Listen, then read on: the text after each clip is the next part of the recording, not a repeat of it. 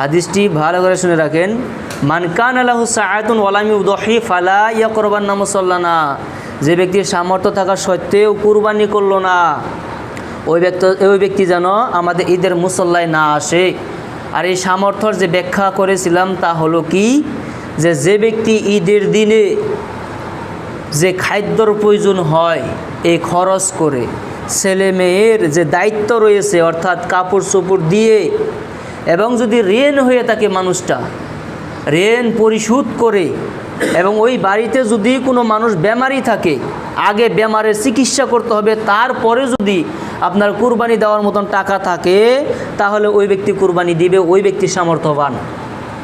বাড়িতে কারোবার আপনার বেমার আছে আর বেমারের চিকিৎসা করতে গেলে কুরবানি করা যায় না, আর কুরবানি দিতে গেলে বেমারের চিকিৎসা করা যায় না, এরকম যদি হয় ইসলাম বলেছে যে আগে তোমাকে ওই বাড়ির যে বেমারি রয়েছে বেমারের চিকিৎসা করতে হবে, তারপরে যদি তোমার হাতে টাকা থাকে তাহলে তুমি কুরবানি করবে। আর যদি তারপরে কুরবানি না থাকে, মানে টাকা না থাকে কুরবানি দেওয়ার মতো, তাহলে তোমাকে কুরবানি দিতে হবে না, তুমি কুরবানি দেওয়ার জন্য সামর্থ্যবান নও। ইসলামের সৌন্দর্য। তো এখান থেকে বুঝলাম যে কুরবানি দেওয়ার গুরুত্ব রয়েছে।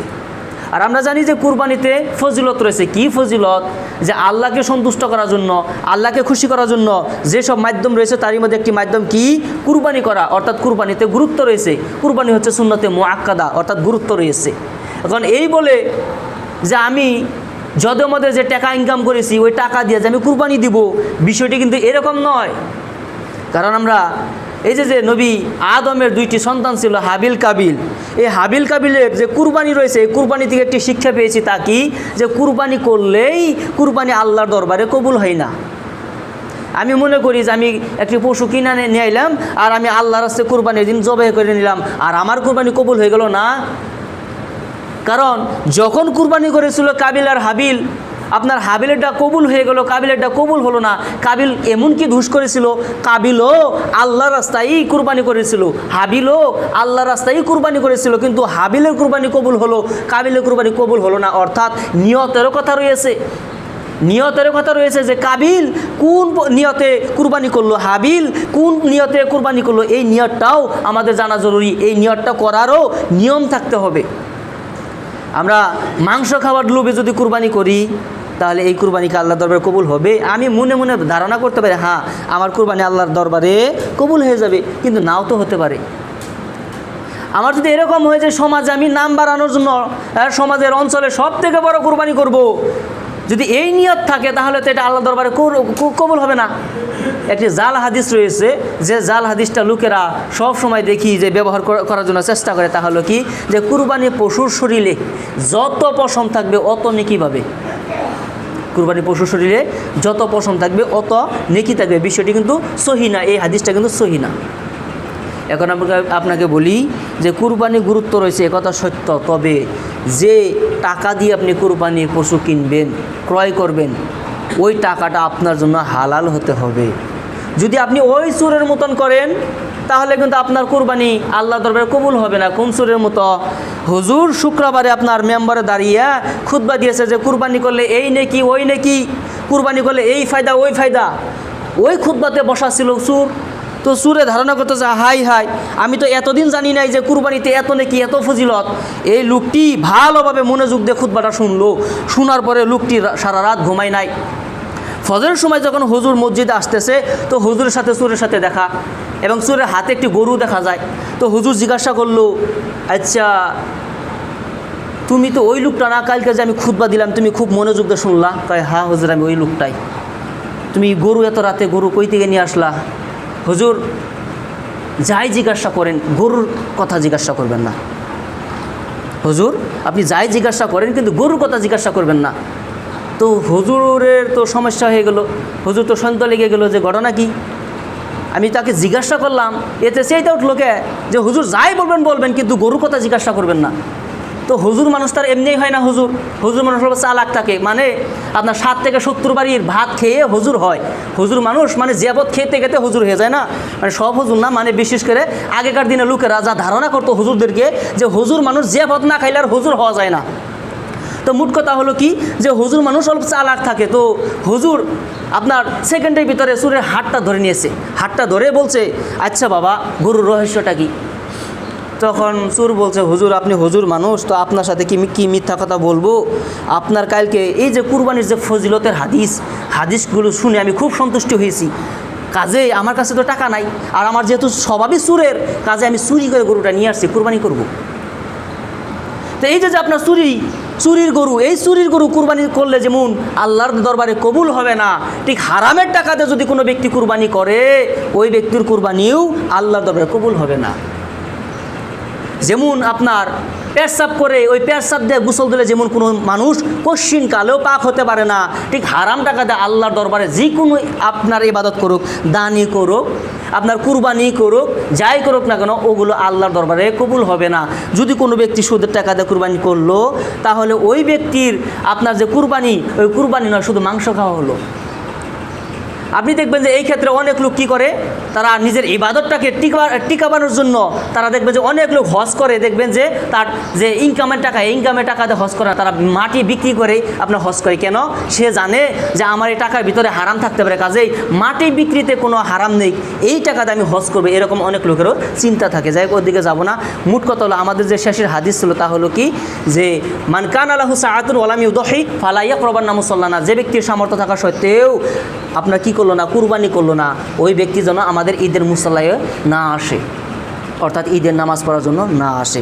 এখান থেকে ঈদের আপনার কুরবানির যে গুরুত্ব, হাদিসটা বুঝে নিলাম। হুজুর কুরবানির সামর্থ্য আছে, কুরবানি দিব, এখন আমি যে কুরবানির পশুটা কিনবো, কোন ধরনের পশু কিনবো? কুরবানি যে দিব, তো পশুর তো নিয়ম আপনার ধরাবান্ধা রয়েছে যে এই ধরনের পশু জায়েজ কুরবানি, এই ধরনের পশু না জায়েজ কুরবানি দেওয়া। তো আমি কোন ধরনের পশু কুরবানি দেব? আমি তো বাজার যাব আজকে। তো এই ক্ষেত্রে আপনাকে বলি যে মুহাম্মদুর রাসূলুল্লাহ সাল্লাল্লাহু আলাইহি ওয়াসাল্লাম বলেছেন, 4 ধরনের যে পশু রয়েছে, এই 4 ধরনের পশু কুরবানি দিলে কোশ্চিন কালেও কুরবানি হবে না। 4 ধরনের পশু রয়েছে, এই 4 ধরনের পশু যদি দিয়ে কোনো ব্যক্তি কুরবানি করে, তার কোশ্চিন কালেও আপনার কুরবানি হবে না। 1 নম্বরে বললেন কি, আল বাইয়িনু আওয়ারুহা, যদি ওই কুরবানির পশুটা কানা হয়, কুরবানির পশুটা কানা হয়, তার অন্তত স্পষ্ট দেখা যায়, কানা হওয়াটা স্পষ্ট দেখা যায়, যেই দেখে সেই বলে যে এই পশুটা কানা, এই পশু দিয়ে কুরবানি করা জায়েজ হবে না। 2 নম্বরে বলা হয়েছে ওয়াল মারিদাতু বাইয়িনু মারাদুহা, যদি কুরবানি পশুটা একেবারে রুগ্ন হয়ে যায়, বেমারি হয়ে যায়, ওই বেমারি যে কুরবানির পশুটা রয়েছে, ওই পশু দিয়ে কোনো ব্যক্তি যে কুরবানি দেয়, ওই কুরবানি কবুল হবে না। 3 নম্বরে আল্লাহ নবী বলছেন যে এমন পশু লোকেরা নিয়ে আসলো যেটা ন্যাংরা গরু, এই ন্যাংরা গরু কুরবানি দেওয়ার জন্য নিয়ে আসছে, যে হাঁটতেই পারে না, হাঁটতে পারে না, এরকম ন্যাংরা পশু যদি কোনো ব্যক্তি নিয়ে আসে, তাহলে এই পশু দিয়ে কুরবানি হবে না। 4 নম্বরে আল্লাহ নবী বলছেন যে এমন পশু লোকেরা কিনে নিয়ে আসলো যে পশু শরীরে মাংসই নাই, খালি হাড্ডি, কয় টাকা পয়সা নাই, 12,000 টাকা রয়েছে, কি ভাগাভাগি শুরু করি, ডাইরেক্টলি 12,000 টাকা একটা ন্যাংরা মানে পাতলা গরু নিয়ে আসি, মাংস নাই, ওবনি 1 সপ্তাহ খাওয়া তাজা বানাবো। বাড়িতে নিয়ে আসছে তো 1 সপ্তাহে যেতটুকু হওয়ার কথা ছিল আর তার থেকে 5 কেজি কমছে। তো কিনছি কুরবানি নিয়ত করছি, মানে কুরবানি এটা দিয়ে দিব। তো এই যে প্রাণী, যে প্রাণীটার শরীরে মাংস নেই, গুস্ত নেই, এই প্রাণী দিয়ে আপনার কুরবানি হবে না, যদিও লোকটি কুরবানি করে। কিন্তু এখানে একটি কথা রয়েছে, তা হলো কি, আমি যে 3 নম্বরে বললাম, যদি ন্যাংরা প্রাণী কোনো ব্যক্তি নিয়ে আসে, তাহলে এই ন্যাংরা প্রাণী দিয়ে আপনার কুরবানি হবে না।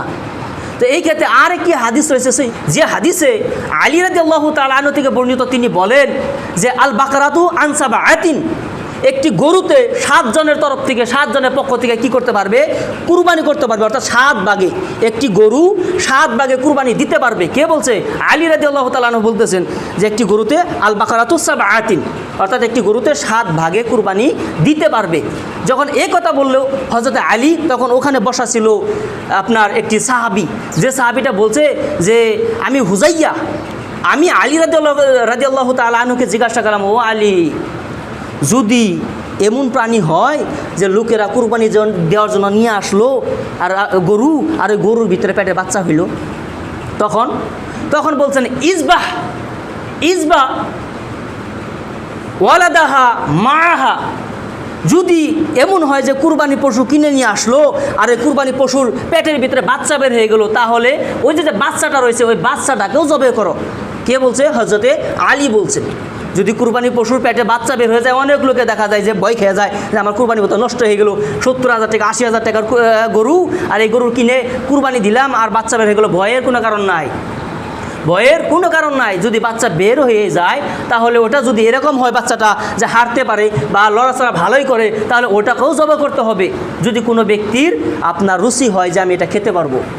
আর যদি দেখা যায় যে মরা ধরা, এই যে মরা ধরা যদি বের হয়, এর বিষয়ে ইনশাল্লাহ সামনে শুক্রবার, আগামী শুক্রবার আলোচনা করব, কারণ এর ক্ষেত্রে অনেক 4 মাযহাবের 4টি ফতোয়া রয়েছে। ওই ফতোয়া আলোচনা করতে গেলে আজকাল আপনার এই আলোচনা হবে না।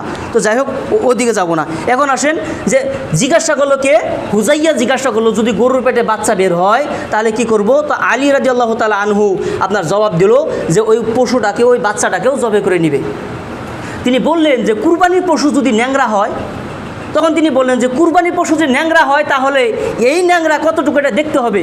যদি এই ন্যাংরা পশুটা যদি কুরবানির স্থান পর্যন্ত হেঁটে যেতে পারে, ন্যাংড়িয়ে গেল, তবে কুরবানির স্থান পর্যন্ত ন্যাংড়িয়ে যেতে পারে, তাহলে এটা কুরবানি দেওয়া জায়েজ রয়েছে। যদি এমন ন্যাংরা হয়, শুইয়া পড়ে, পিলপিলিতে নিতে হয়, গাড়িতে নিতে হয়, তাহলে ওইটা কুরবানি করা জায়েজ হবে না। তো এখান থেকে আমরা এই বিষয়টি বুঝতে পারলাম। কিন্তু এই হাদিসেই শেষের অংশই হযরতে আলী একেবারে কঠিনভাবে বলেছেন যে কি, শোনো, আর এক শ্রেণী প্রাণী রয়েছে যারা পশু কিনতে যাবে তারা ভালো করে দেখে নেবে। আর নাস্তা শরীফাল আইনাইন ওয়াল উজুনি, তোমরা কুরবানি পশু কেনার সময় উত্তম রূপে 2টি বস্তু দেখে নিবে। তা হলো কি? আইনাইন, অর্থাৎ তোমরা কুরবানির যে পশু, এই পশুর 2টি চোখ ভালোভাবে দেখে নিবে। ওয়াল উজুন, এবং যে কান রয়েছে, কান, এই কান, নাক এবং আপনার চোখ এবং কান, এই 2টি বস্তু তোমরা ভালোভাবে উত্তম রূপে দেখে নিবে। অর্থাৎ কান কাটা যেন না হয়, কান কাটা যেন না হয়, আপনার চোখ কানা যেন না হয়, এই 2টি বস্তু ভালোভাবে দেখে নিতে আদেশ করলেন কি? হযরতে আলী। আর এই হযরতে আলী যে বাক্যগুলো বলতেছেন, কে বলছে এগুলো? আল্লাহর নবী বলছেন। তবে তিনি জিজ্ঞাসা করলেন যদি শিং ভাঙ্গা হয়, কুরবানি পশু কিনলাম, এটা শিং ভাঙ্গা কুরবানি দিলাম, তো এটা কি চলবে? তিনি বলতেন তাতে কোনো অসুবিধা নেই। কুরবানির পশু যদি শিং ভাঙ্গা হয় এতে কুরবানির কোনো ক্ষতি হয় না। এখন একজন মানুষ আপনার কুরবানি পশু নিয়ে আসলো বাড়িতে, আর এই পশুটা নিয়ে আসার পর প্রাণীটি আপনার কিছুটা ক্ষুতা হলো। এই ক্ষেত্রে মুহাদ্দিসের বয়ান তা হলো কি, এতে কোনো অসুবিধা নাই, এই লোকটি কুরবানি দিতে পারবে। ভালো পশু কিনে নিয়ে আসলো, বাড়িতে এসে ল্যাংড়া হলো, যদি রেখে দেয় ভালো, যদি ওইটাও দিতে চায় তাহলে এটা দিতে পারে, তাতে কোনো অসুবিধা নেই। যেহেতু ওই লোকটি ন্যাংরা পশু ক্রয় করে নাই, আল্লাহ রাস্তায় আপনার জবে করার জন্য ভালো পশু ক্রয় করেছিল, কিন্তু সময়ের গতিতে অবহেলিত হওয়ায় বা কোনো কারণে আপনার গরুটি ন্যাংরা হয়ে গেছে বা কোনো খুঁতা হয়ে গেছে, তাতে কোনো অসুবিধা নেই। তো এখান অনেক সময় আমরা মনে করি যে কুরবানি পশু সমাজের মোল্লা জব করবে, আর কেউ জব করবে না। কুরবানির পশু সমাজের মোল্লা জব করবে, আর আমরা যদি জব করি, যদি জব না হয় এরকম আমরা মনে করি। কিন্তু আপনাকে বলি, বিদায় হজে আল্লাহ নবী যে পশু জবাই করেছিল 100টি জানোয়ার, যেটা গত জমায় বলেছিলাম 100টি পশু জবাই করেছিল। এই 100টির ভিতরে 63টা পশু আল্লাহ নবী নিজ হাতে জবাই করেছিল, আর বাকিগুলো হযরত আলী জবাই করেছিল। অর্থাৎ নিজের পশু নিজে জবাই করলো কে? আল্লাহ নবী। এই ক্ষেত্রে আয়েশা রাদিয়াল্লাহু তাআলা আনহা থেকেও একটি হাদিস বর্ণিত এসেছে। আয়েশা রাদিয়াল্লাহু তাআলা আনহা বললেন যে আল্লাহ নবী আনকাফা কাফশাইনি আকরনাইনি আমলাহাইনি ফাযবাহাহুমা। আয়েশা রাদিয়াল্লাহু তাআলা আনহা বলতেছেন যে আল্লাহ নবী দুটো সাদকালো শিংওয়ালা, দুটি সাদকালো শিংওয়ালা ভেড়ার দিকে এগিয়ে গেলেন এবং সে দুটোকে আল্লাহ নবী নিজ হাতে জবেহ করলেন। অর্থাৎ এখানে দেখেন যে একটি উল্লেখ হয়েছে কি, সাদো কালো, অর্থাৎ কালোর দিকে কিছু ইঙ্গিত করেছে, সাদার দিকে কিছু ইঙ্গিত করেছে। শিংওয়ালা, অর্থাৎ এই যে শিংওয়ালা বলছে, তার মানে কোনো কুরবানির পশুর যদি শিং থাকে সেটা উত্তম কুরবানি হয়। শিং ছাড়া কুরবানির ক্ষেত্রে দেখেন যে এখানে উল্লেখ যেহেতু করেছে, তার মানে শিং, কুরবানির পশুতে শিং থাকা জরুরি। এমন না যে শিং না থাকলে কুরবানি হবে না, এমন নয়। যদি এমন হতো আল্লাহ নবী এই হাদিসে স্পষ্ট করে দিতেন, কিন্তু যেহেতু স্পষ্ট করে নাই যে কুরবানির পশুর যদি শিং না থাকে কুরবানি হবে না, স্পষ্ট করে নাই, তবে শিংওয়ালা কুরবানির পশু কিনলে এটা উত্তম কুরবানি হবে। তো আল্লাহ নবী দুটো সাদা কালো ভেড়ার দিকে এগিয়ে গেলেন, যে দুটি শিং ছিল ওই দুটিকে আল্লাহ নবী নিজ হাতে জবে করলেন। কি বলে জবে করলেন? আল্লাহুম্মা তাকাব্বাল মিন মুহাম্মদ। আল্লাহ নবী কুরবানি পশু জবে করার সময় এই দোয়া পড়েছেন। কোন দোয়া? আল্লাহুম্মা তাকাব্বাল মিন মুহাম্মদ, হে আল্লাহ এই জানোয়ারটা জবে করতেছি মুহাম্মাদের তরফ থেকে, ও আলী মুহাম্মদ, মুহাম্মাদের যে পরিবার রয়েছে পরিবারের তরফ থেকে, অমিন উম্মাতে মুহাম্মদ, অর্থাৎ মুহাম্মাদের যে উম্মত রয়েছে মুহাম্মাদের উম্মতের তরফ থেকে এই পশুটা আমি জবে করতেছি। আল্লাহ নবী এই দোয়া পড়ে এই পশুটা জবে করলো। তবে পশু জবাই করার যেটা দোয়া তা হলো বিসমিল্লাহি আল্লাহু আকবার। এই দোয়া পড়ে আপনার কুরবানির পশু বা যে কোনো পশু জবাই করা হয়। কিন্তু কোনো ব্যক্তি যদি কুরবানি জবাই করার সময় নিজের নাম বলতে চায় তাহলে উত্তম হয়, নিজের নাম যদি বলতে চায় উত্তম হয়। তবে যদি কোনো ব্যক্তি নাম না বলে জবাই করে নেয় তাহলে জবাই হবে কি হবে না? অবশ্যই হয়ে যাবে। যদি আপনি বলেন যে যদি আমি আমার নিজের পশু আমি জবাই করব, এই ক্ষেত্রে আমি আমার নিজের নাম কিভাবে বলবো? তাহলে আপনি এভাবে বলতে পারেন যে আল্লাহুম্মা তাকাব্বাল বা মিনকা ফুলানান ফুলানান, একজন লোকের নাম বলতে পারেন অমুক তমুক, এভাবে নাম বলে আপনি এই পশুটা বিসমিল্লাহি আল্লাহু আকবার বলে জবাই করতে পারবেন। তবে কোনো মানুষ যদি কয় যে না না না এর থেকে একটু যদি বড় দোয়া থাকতো আমার তরফ থেকে, আমার ফ্যামিলির তরফ থেকে, আমার বংশের মধ্যে যারা জীবিত অথবা মৃত সবার পক্ষ থেকে আমি জবাই করব, আমারই পশু আমি জবাই করব আমার তরফ থেকে, আমার পরিবারের তরফ থেকে, এবং আমার পরিবারের ভিতরে যারা জীবিত অথবা মৃত সবার পক্ষ থেকে। যদি এইভাবে আপনি যদি দোয়া করতে চান তাহলে এই দোয়াও রয়েছে। তাহলে কি আল্লাহুম্মা হাজা মিনকা ওয়ালাক, দোয়াটা মনে রাখেন, আল্লাহুম্মা হাজা মিনকা ওয়ালাক, আল্লাহুম্মা তাকাব্বাল মিন্নি ওয়া মিন আহলি বাইতি হাইয়ান ওয়া মাইয়াতান। এই দোয়া পরে যদি আপনি একটি পশু কুরবানি করেন, হতে পারে ছোট্ট একটি ছাগল 5,000 টাকার, এই ছাগলটা যদি আপনি কবুল আপনি জবাই করেন আপনার গোটা পরিবারের তরফ থেকে, তাহলে গোটা পরিবারেই এটা অংশ পাবে। এখন কেউ কেউ যদি বলে না না না না আমি আমার মৃত পিতামাতার নামে আমি কুরবানি করতে চাই, এটা কি ইসলামে জায়েজ আছে? আমার বাপ আজকে থেকে মারা গেছে 5 বছর আগে, আমার বাপের নামে একটি কুরবানি করতে চাই, যদি এই কথা কোনো ব্যক্তি বলে কথার ভিতরেই ভুল রয়েছে। আমার বাপের নামে কুরবানি অর্থাৎ কোনো মানুষের নামে কুরবানি হয় না, আল্লাহর নামে কুরবানি হয়। কিন্তু পক্ষ থেকে জায়েজ রয়েছে, পক্ষ যে অমুকের পক্ষ থেকে, তার পক্ষ থেকে, অমুকের পক্ষ থেকে, তমুকের পক্ষ থেকে, এভাবে পক্ষ থেকে জায়েজ রয়েছে। এখন যদি কোনো ব্যক্তি বলে যে আমার মৃত মা বাবার পক্ষ থেকে যদি আমি একটি কুরবানি দিতে চাই, এটা কি দিতে পারবো? তো এই ক্ষেত্রে বেশিরভাগ সালাফদের বক্তব্য হচ্ছে কি যে দিতে পারবে না। তবে কিছু সংখ্যক উলামা বলছে হ্যাঁ দিতে পারে, কিন্তু শর্ত রয়েছে। যেহেতু মৃতর কবরে কোনো নেকি প্রবেশ করে না 3টি মাধ্যম ছাড়া, একটি হলো কি নেক সন্তান যদি পিতামাতার জন্য দোয়া করে তাহলে এটা আল্লাহর দরবারে কবুল হয়। 2 নম্বর হচ্ছে যদি তাদের জন্য কিছু আপনার দান করা হয়, এই দান আল্লাহর রাস্তায় কবুল হয়। আর যদি তারা যদি দুনিয়াতে থাকা অবস্থায় কোনো সাদগায়ে জারিয়া হিসেবে দান করে যায়, ওই দান তার কবরে পৌঁছায়। অর্থাৎ এই 3টি মাধ্যমে মানুষের কবরে নেকি প্রবেশ করে। যেহেতু এই কুরবানি যদি তার পক্ষ থেকে দেয় তার আপনার কবরে যাবে না, কিন্তু যদি এটা সাদগা হিসেবে দেয়, সাদগা হিসেবে মানে আপনার বাপের পক্ষ থেকে আপনি একটি কুরবানি দিতে চান গরু, তো এই গরুটা আপনি খেতে পারবেন না। গোটা গরু আপনার সমাজে যেগুলো গরিব লোক রয়েছে যারা কুরবানি দেয় নাই তাদেরকে এই গরু দিয়ে দিতে হবে, কিন্তু পক্ষ থেকে আপনার বাপ মায়ের কিন্তু গরু দিয়ে দিতে হবে।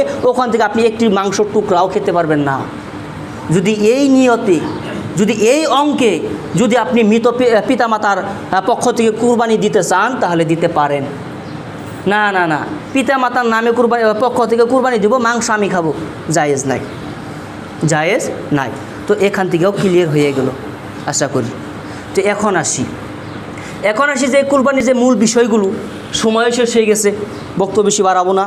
আগামী শুক্রবার হচ্ছে আমাদের এই কুরবানির যে হাদিসগুলো রয়েছে, গুরুত্বপূর্ণ হাদিসের বিষয়, কীভাবে জবে করতে হবে, কে জবে করতে পারবে, আপনার এগুলো যত বিতঙ্গ রয়েছে, কি কি কাটতে হবে, কি কাটলে জবে হবে, কি কাটলে জবে হবে না, এই গুরুত্বপূর্ণ বিষয়গুলো আগামী শুক্রবার ইনশাল্লাহ আলোচনা করব। তো আজকে যেহেতু সময় পার হয়ে গেছে, এখন হাদিস শুরু করলে 5 মিনিট চলে যাবে, তো এটা খারাপ হয়ে যাবে। অনেক সময় আপনার লম্বা খুতবা হয়ে যায়, এটাও বিরক্তিকর। অ্যাকচুয়ালি খুতবা শর্টকাট করা ভালো, কিন্তু লম্বা হয়ে যায়, কি করব? যদি আল্লাহর কাছে দোয়া করি, এই যে আজকে যেগুলো হাদিসগুলো বললাম, এই প্রত্যেকটা হাদিস মানার জন্য তৌফিক দান করুন, আমিন। সাথে সাথে যেহেতু বেনামাজি কুরবানি কবুল হয় না, আল্লাহর কাছে দোয়া করি প্রত্যেকটা মানুষকে নামাজি হওয়ার জন্য তৌফিক দান করুন, আমিন। ওয়া আখিরু দাওয়ানা আলহামদুলিল্লাহি রাব্বিল আলামিন।